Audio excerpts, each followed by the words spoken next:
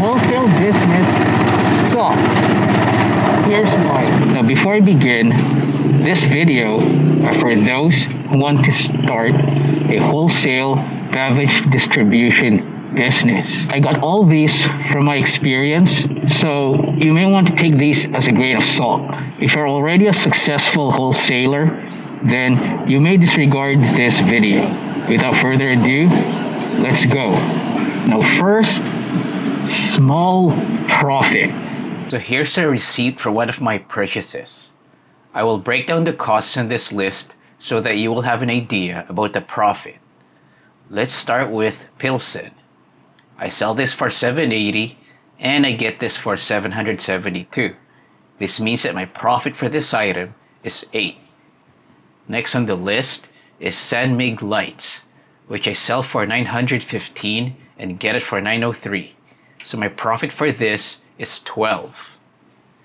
Then San Mig Apple. I sell it for $745 and get it for $712. So this yields a $33 profit. Next is Stallion. I sell it for $815 and get it for $792. So my profit for that is $23. Then Grande, which I sell for $540 and get it for $528. My profit for that is $12. Here is Red Horse Leader, which I sell for $555 and I get this for $544. So my profit for that is $11. And my best seller, Red Horse 5, which I sell for $540 and get it for $533. So profit for that is only $7. Now that I've listed a profit for each item, I will get a total gross sale for each item on this list. For Pilsen, I purchased 35 cases. Since I sell it for $780, my total gross for that is $27,300. Let's list it down and get the next. I purchased 30 San Mig Lights and sell it for $915. So the total gross for that is $27,450. Let's add it to the list. Then I got 10 cases of San Mig Apple and sell it for $745. So the gross for that is $7,450. Here's 30 cases of Stallion, which I purchased.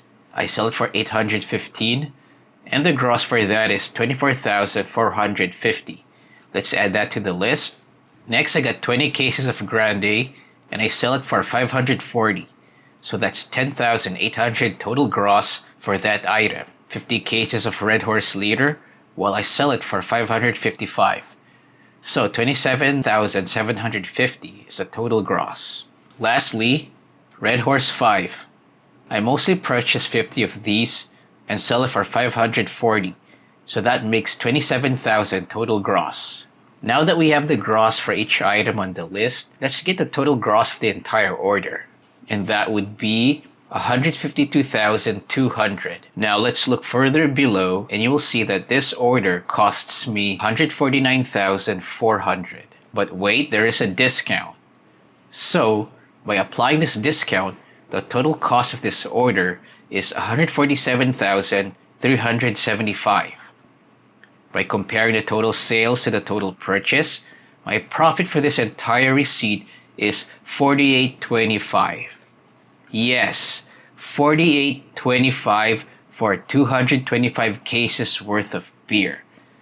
Now, if you sell that much in a day, then that is very good. But anywhere near that or below is totally pathetic. This means that a cargo of this much load isn't even enough to pay the minimum wage. We have to sell more than that. Maybe this much? Nope, not enough. Or how about this? Not even close. You need to sell at least this much in a day to make a decent profit. Yeah, you can opt for a mini truck which has a high capacity, but that would require additional investments and consumes more petrol. Second, unorthodox customers. Now, you will experience customers who want more than what they're paying for.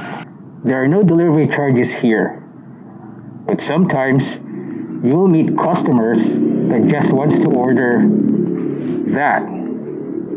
Sometimes this, and sometimes like that. Your profit shrinks even more when you have customers ordering only this much. Of course, that is still up to you to decide and allow this. You will also meet customers who pay you with this: too much coins excessively.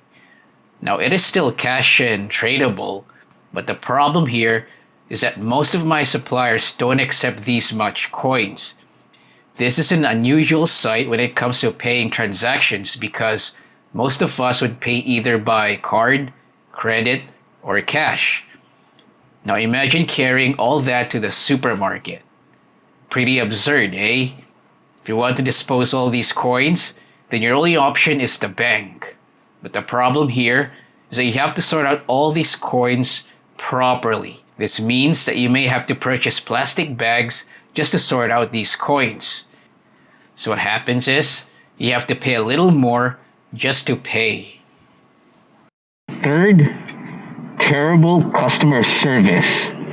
Now, our suppliers here don't have any competition, so they can treat you like crap. What I mean here is that they don't have any other competitor besides other brands.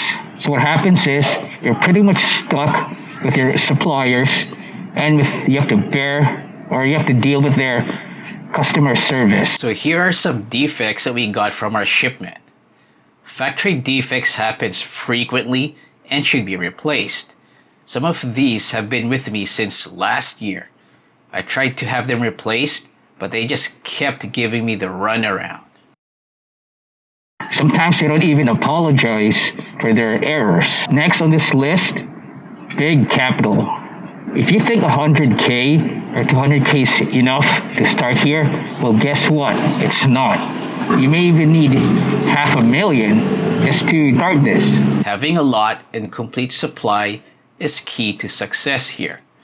But there will be times when a certain item will sell out faster than the others in a day.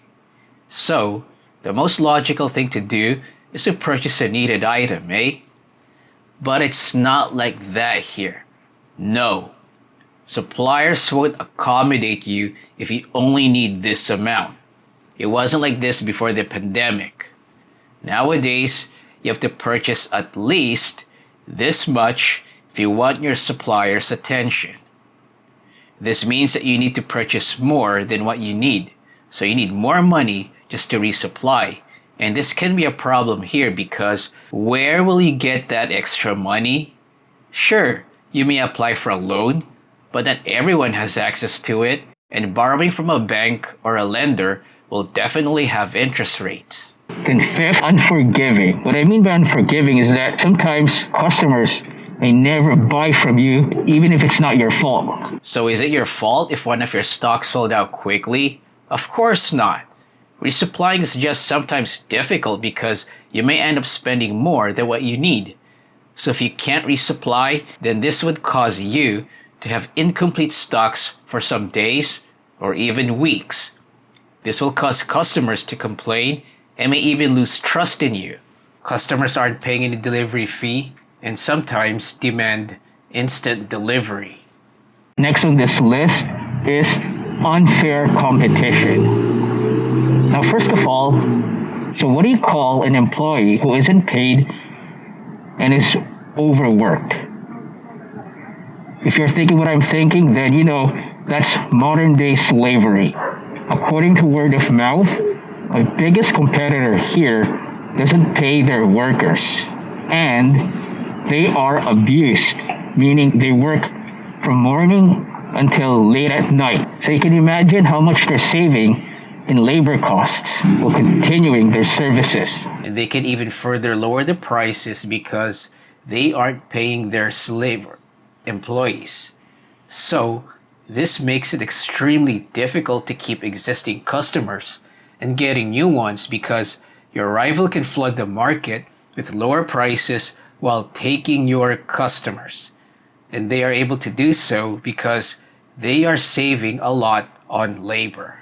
They should be jailed for that. Then we have customers are loyal. You know, in business, it's important that we strive for better customer service, eh? So based on my personal experience, so you'll encounter customers who doesn't appreciate the extra work that you give them. Imagine getting up and delivering late at night for a specific customer or just to impress a new one. And all of a sudden, they cancel it. Or giving away freebies like a chiller, and soon they stop buying. Then we have labor intensive. Workers may not stay long unless you give them better pay. But if you have small profit, then that's already a loss. Next, a small loss is a big loss. Like when customers cancel their order while on transit, this becomes a big loss because delivery is free and yet you still consumed and paid for petrol. Now imagine the losses if you have to do repairs and refuel. And if your only profit is this much on a day, yeah, brutal. And finally, there is small to slow growth. Growth means revenue and capacity. For revenue, you just have to sell a lot. For capacity, this means increasing your limit. So this could involve increasing your supplies or maybe even your fleet. So let's say you want to increase this by 1. I showed earlier that my profit for this is 7 and that I got this for 533. So can you buy 1 extra case for 7? Of course not. You would need to sell this 77 times just to purchase 1 extra case. Yes, 77 times for 1 case because I get this for 533. So I would need around that much to buy 1 extra case. And I can do that by selling this 77 times out of the 7 peso profit. And that's it.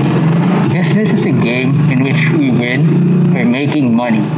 Everything I mentioned here is from personal experience. If you're already a successful wholesaler, then you may disregard this video.